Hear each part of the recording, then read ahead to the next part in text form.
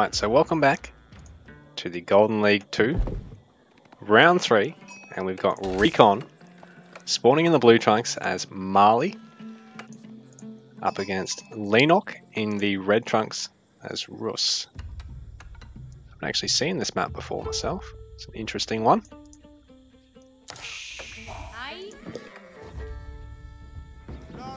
What's it called? Rocky Gorge or Rocky Canyon or something like that? Can't remember the name now. Anyway, it's one of the newer competitive custom maps. Pretty interesting layout we've got. RecoN's not got a huge amount of wood. Neither is Leenock. Both of them have really only got these three big clumps of trees. And then they've got some smaller ones as well. It's not the easiest high ground to sort of wall yourself off to as well.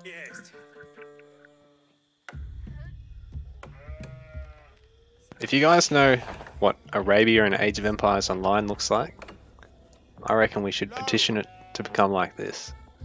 Because this looks cool as fuck. Because I mean, Arabia in AOEO is basically the style of this map, except this little central passage is about 90% of the map, and then our players are on some shitty high ground shelf that pretty much guarantees they're always going to go to Age 4 every single game. So, PF2K, if you're watching, can we get Arabia turned into this?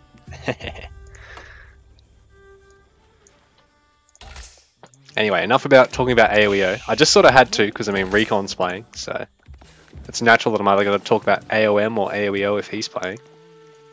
I mean, Leenock playing, I'm not going to suddenly start talking about StarCraft. He's left that shit behind. So yeah, we've got probably the highest profile of the StarCraft converts to Age of Empires 4, playing against the multi-titler of the series. So RecoN has placed well in Age of Empires 2, 3, Online, 4 and in Age of Mythology. I think in terms of tournament winnings, he's done it across more games in the series than anybody else. Because it's basically every one of those games, except for AoE 3, he's actually, you know, placed one on a tournament in. Well, Leenock, yeah, one of the more successful StarCraft 2 players. It's now shifted across. So this should be a hell of a matchup with some fearsome real-time strategy competitors, regardless of what game they're playing. I think RecoN's even highly placed in StarCraft. So it'll be interesting to see how we go here. A Russ pick. I haven't actually covered any Russ games in a while, and a Marlian's pick, who sort of come in around the time I started to drift away from the game. So I'll be really interested to see how this matchup goes. Might play a bit unlike anything I've seen before. So RecoN's got his pit mine there with a couple of houses around it, going for the Mansa Quarry.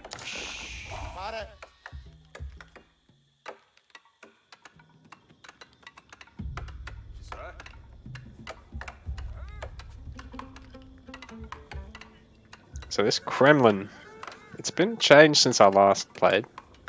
Can levy militia every minute to the town centre, the capital town centre, so that's your landmark town centre, the one with double the health and 5 extra garrison slots than a regular one.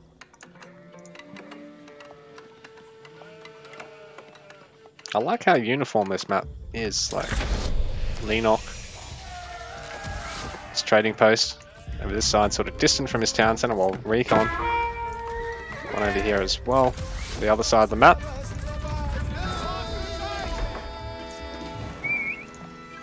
Bit of harass here by Leenock on RecoN's houses, but at the same time, RecoN can hold off with his scout until he gets another one out. And then he's probably go for one of these sofa. So rather than having access to both knights or lancers and horsemen, Marley's just got the one cavalry unit to go for. That's sort of halfway between a knight and a horseman really in terms of the cost. Rather than being 120 resources or 240, they're 180 resources. Top of that, RecoN's got his warrior scout, so they're upgraded over the regular scout. So they do hit slightly harder and sort of fulfill the role of a horseman that the other civs would have.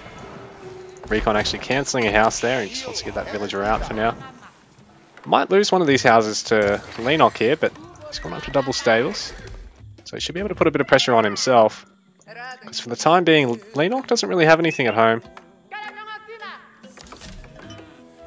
We can levy some militia, and obviously everything near that Kremlin's going to be pretty safe. Leenock looking to get on the hunt as well.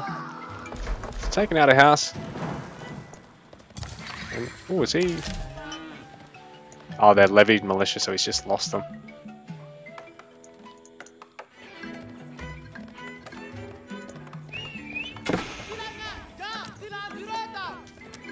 Very quick reactions there from Leenock. Nicely done. He was going to go for a barracks, but decided to cancel it and put it a little bit further forward here just to help reinforce faster. He can really start applying more and more pressure over here because he's taken out one of the houses, so he's ultimately delayed RecoN a little bit there in terms of the gold trickle and cost him a bit of wood to replace it. But things are looking good for RecoN here for the moment, I think. He's got the 2 stables, so still pumping out these warrior scouts. His second pit mine looks pretty safe, hasn't been really harassed at all, but at the same time, Leenock should be nice and secure over here as well. He can just garrison all these villages. RecoN's just forced to have to retreat.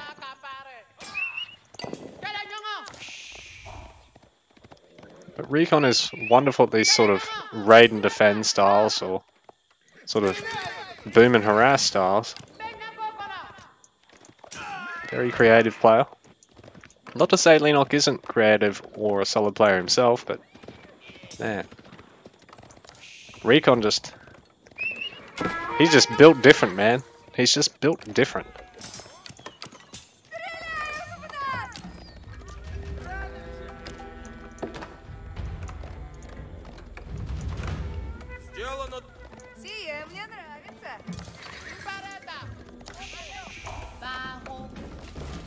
When RecoN wants to work on his mindset, he doesn't go to a psychologist. He goes to an architect, because he's built different. But Leenock can be fitting in some upgrades here. Looking to transition to range, actually. I'm not so sure if these warrior scouts, as much as they hit a lot harder than a regular scout and a nice harass unit, against a mass of bowmen that are also protected with some spears, I think RecoN's going to have to look at shuffling his comp to something else here. And in the meanwhile, Leenock's going to be able to actually start really pressuring this first pit mine. As long as he can clean this up. That's harsh. Villagers caught like that. RecoN's picked off a couple of those already. And he's still up in terms of the overall military count. The warrior scout's quite a cheap unit and he's been pumping them out of the 2 stables. Although he's now going to switch to sofa production and start making archers as well.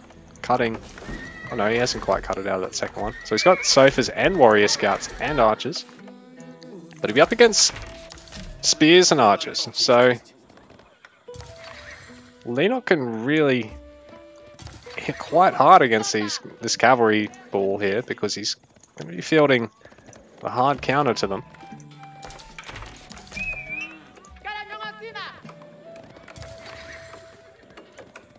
In saying that, this warrior scout ball is just growing and growing and proving to be ever more of a pest for Leenock to deal with here. In fact, RecoN's going to split off 2 individual warrior scouts just to keep an eye on things, so he knows what's going on. We'll lose another one, but this means he's going to know that Leenock's moving out. So while Leenock's going to be trying to get over here with all his infantry and trying to add some siege, does give RecoN the opportunity to deny a bit more gathering, although he's going to lose a few of these warrior scouts for his trouble. So Leenock down by 3 villagers, but up by 4 military, and he's going to have a couple of rams here.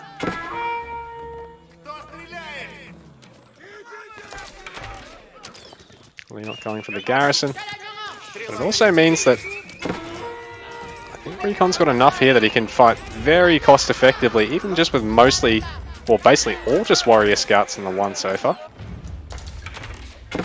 And this is really going to delay Leenock in actually pushing out those rams. Not going to want to send them in completely unassisted, just in case, you know, RecoN's got enough here to actually burn through them before they kill any structures. So RecoN just thinning out his own warrior scout count, delaying Leenock's food gathering a little bit there, picking off a lot of units, and then just backing out once that primary army ball, infantry ball, you know, comes in to secure things. So I think so far RecoN's the one that's been wearing down his opponent up a little bit more, but Leenock is about to hit quite hard here. 2 rams are going to make quick work of these houses, and bearing in mind, while they're only half price, they're also a lot squishier than a regular house for the Malians. And this is impacting RecoN's free gold trickle here, so not going to be able to just pump out the sofa as easily as he otherwise could once he loses this. A lot of archers there to clean things up though.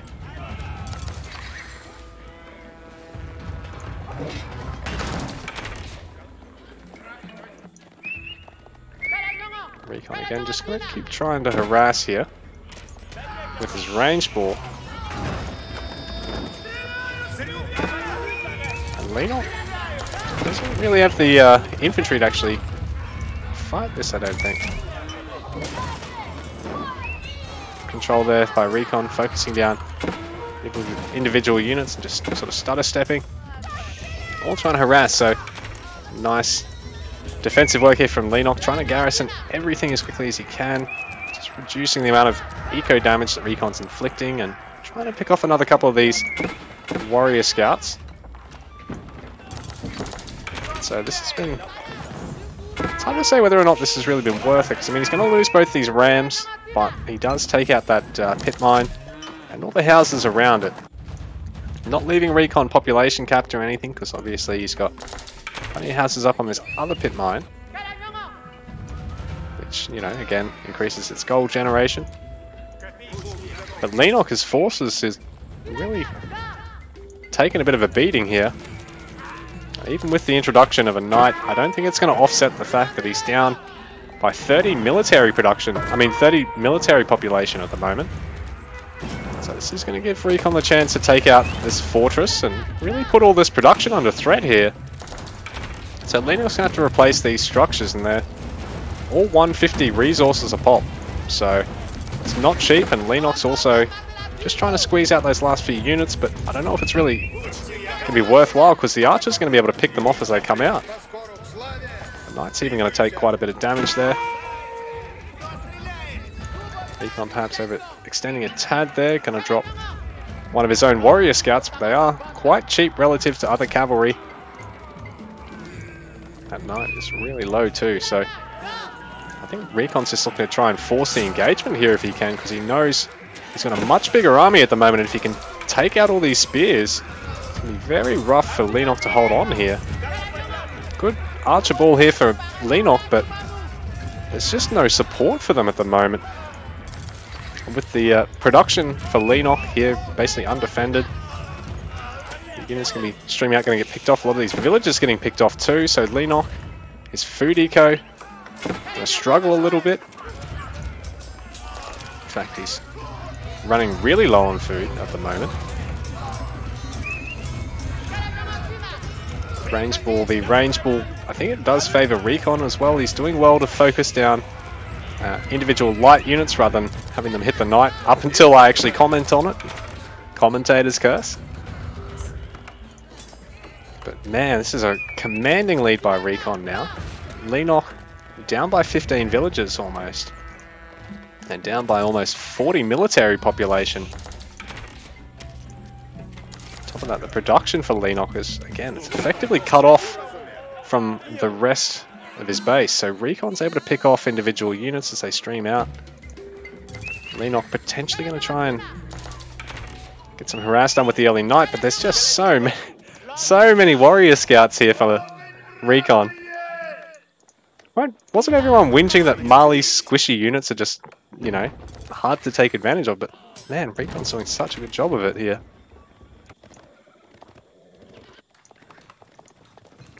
Leenock going to try and go for some harass. This could finally be the pressure relief that he's looking for here, because he's just constantly been sliding back. So he's going to get a couple of vills here off RecoN, deny that gold gathering.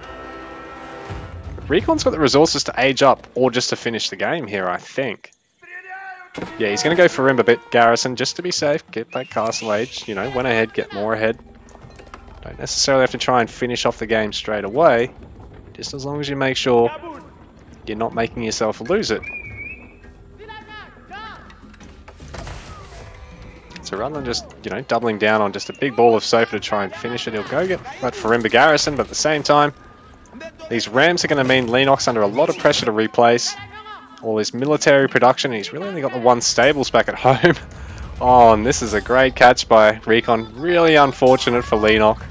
More villagers getting picked off. There's no tower there to defend them at the time, and there was berries and hunt gatherers. So Leenock down by about 15, no, about 25 villagers now.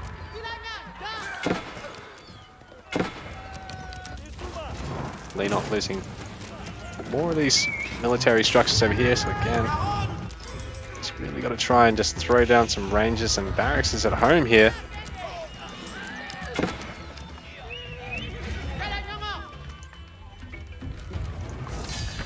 GG, RecoN's taking game number 1.